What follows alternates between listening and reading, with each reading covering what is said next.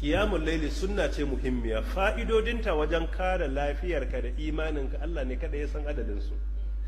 In dai kana kiyamul laili, mafiya yawa ga duk mutumin da ke kiyamul laili tsakaninsa da Allah, to tsakaninsa da Allah bai cika lalacewa ba. Idan mutum zai dage a dare ya yanke bacci ya tashi ya bauta Allah, masu wannan sifa mafiya yawa Allah ta'ala bai cika barin tsakaninsu ya lalace da shi ba. Shine sukan zama muminai, Allah yana kare su, yana tunkuɗe musu bala'i da jafa'i da musiba. Shi yasa duk karancin lokaci da ake da shi a rika samun ko da minti ne kaɗan, 30 awa ɗaya a tashi a dare a yi sallah.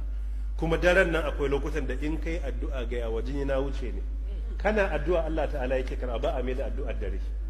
In dai zaka yanke dare bacci ka tashi ka yi sallah, insha Allah ta'ala Allah zai amsa maka. Kuma in mutum ya saba qiyamul laili, iya cikin mafi asara a rayuwa da zai ji shine a ce wani dare ya kubuce bai yi qiyamul lailin ba. In mutum ya saba zai fahimci haka. Ran da aka ce ya kubuce masa ji yake kaman azumi yake, ya saba suhur ya wuce bai yi suhur ba, ko kuma lokacin buɗe baki yayi bai samu abincin buɗe baki ba, to haka zai rika ji.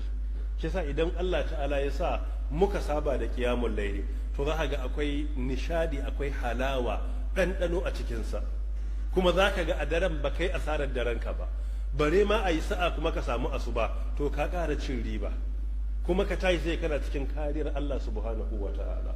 Shi yasa qiyamul layli muhimmin al'amari ne, mu yi kokari ya zama mun dage duk karancin lokaci muna tashi a dare muna bautawa Allah subhanahu wa ta'ala, mu yi addu'o'i, mu tsarkake zuciya, mu yi sallah, mu gaya Allah ta'ala bukatunmu da damuwoyinmu, alkawarinsa ne subhanahu wa ta'ala cewa zai amsa mana.